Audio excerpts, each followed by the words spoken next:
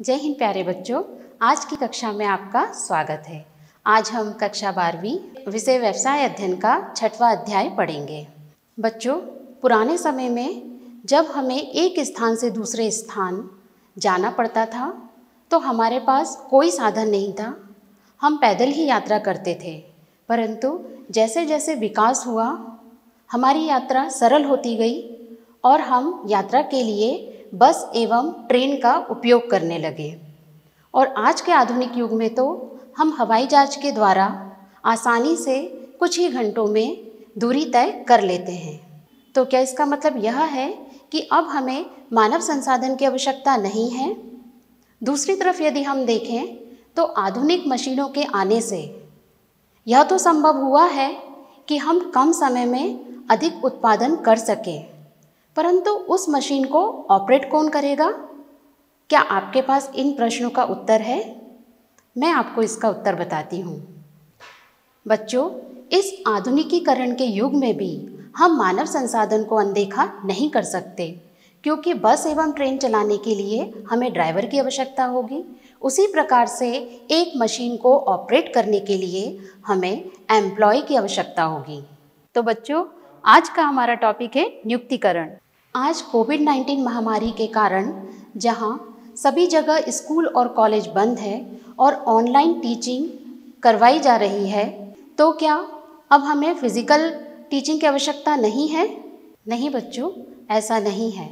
आज भी पेरेंट्स, बच्चे एवं शिक्षक तीनों स्कूल खुलने का इंतज़ार कर रहे हैं, क्योंकि फिजिकल टीचिंग में एक प्रकार से शिक्षक और छात्र में भावनात्मक संबंध होता है, या हम बोलते हैं एक प्रकार से इमोशनल रिलेशन होता है। टीचर बच्चों का चेहरा देख के ही पहचान जाती है कि किस जगह पे या किस टॉपिक में उस बच्चे को प्रॉब्लम आ रही है, और उसी प्रकार से स्टूडेंट्स में भी टीचर के प्रति अपनत्व की भावना आती है और वह अपनी कोई भी प्रॉब्लम को टीचर के साथ शेयर कर लेता है। तो इस प्रकार से हम मानव संसाधन को या एम्प्लॉय को अवॉइड नहीं कर सकते। क्या आपने कभी सोचा है वह टीचर जो कि क्लासरूम में खड़ा है एक प्रोसेस के थ्रू इस पद तक पहुंचा है? जी हाँ बच्चों, किसी भी संस्थान में रिक्त पद को भरने के लिए एक प्रोसेस होती है। जब हम किसी भी संस्थान में रिक्त पद पर सही समय में सही पद पर सही व्यक्ति का चुनाव करते हैं तो वह नियुक्तिकरण कहलाता है। बच्चों, स्टाफिंग मैनेजमेंट का एक बहुत ही इम्पॉर्टेंट फंक्शन है। एक बार यदि प्लानिंग और ऑर्गेनाइजेशन में कोई कमी रह जाए तो उतनी दिक्कत नहीं आएगी, परंतु एक भी गलत अपॉइंटमेंट हो जाए या एक भी गलत नियुक्ति हो जाए तो इसका विपरीत असर उस संस्था पर पड़ता है। नियुक्तिकरण की आवश्यकता प्रबंधन के तीनों स्तरों पर आवश्यक होती है और यह एक सतत चलने वाली प्रक्रिया है। यह प्रक्रिया निरंतर चलती है। जिसका एक बार अपॉइंट हुआ है, निर्धारित समय के बाद वह रिटायर होगा और वह पद फिर से रिक्त होगा और उस पर फिर से नियुक्ति की जाएगी। बच्चों, एक स्टाफ बनाने के लिए सबसे पहले हमें रिक्रूटमेंट यानी कि भर्ती की आवश्यकता होती है। उसके बाद सिलेक्शन की प्रोसेस की जाती है और लास्ट में जो कैंडिडेट सेलेक्ट होते हैं उनको ट्रेनिंग दी जाती है। इसे ही हम एलिमेंट्स ऑफ स्टाफिंग कहते हैं। आइए अब हम इसे विस्तार पूर्वक समझते हैं। आइए बच्चों, अब हम एलिमेंट्स ऑफ स्टाफिंग पढ़ते हैं। एक स्टाफ को बनाने के लिए कौन कौन से एलिमेंट की हमको आवश्यकता होती है?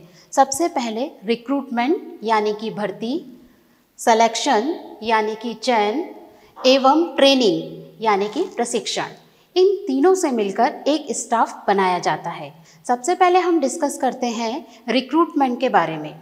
रिक्रूटमेंट का मतलब होता है या भर्ती का अर्थ होता है जब कोई संस्था अपने रिक्त पद को भरने के लिए व्यक्तियों से आवेदन पत्र मंगवाती है तो वह रिक्रूटमेंट कहलाता है।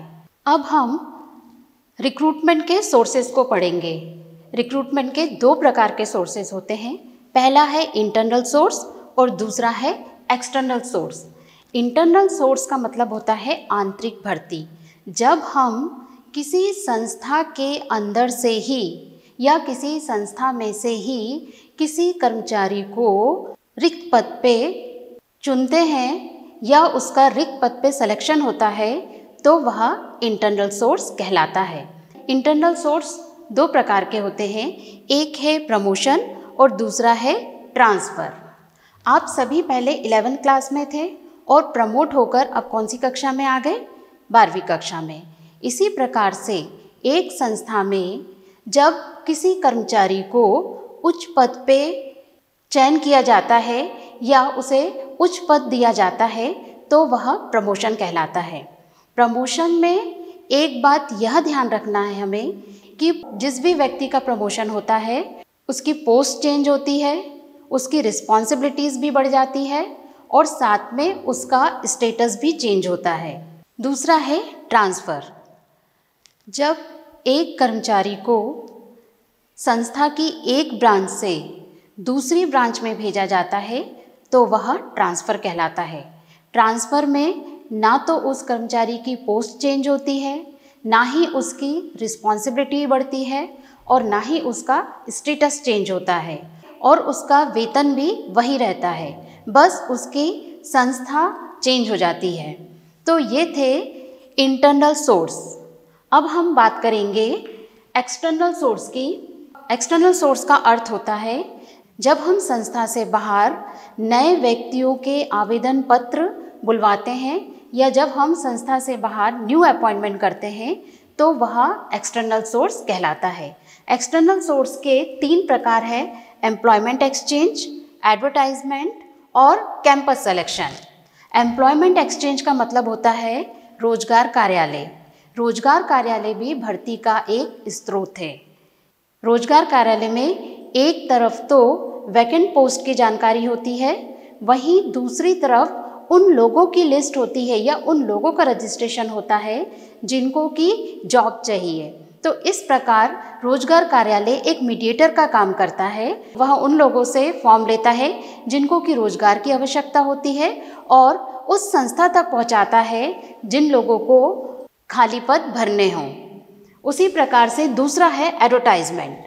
एडवर्टाइजमेंट भर्ती का एक बाह्य स्रोत कहलाता है।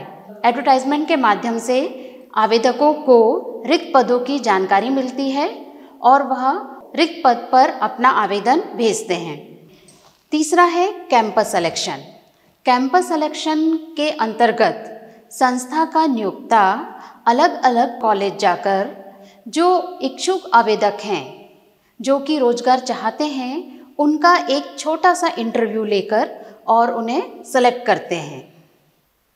तो बच्चों, आज हमने नियुक्तिकरण के अर्थ को समझा और यह भी जाना कि चाहे कितने भी हम आधुनिक मशीनों का उपयोग कर लें, परंतु हमें मानव संसाधन की आवश्यकता हमेशा से ही रहेगी। हम मानव संसाधन को अनदेखा नहीं कर सकते। तो आज की कक्षा मैं यहीं समाप्त करती हूँ। जय हिंद, धन्यवाद।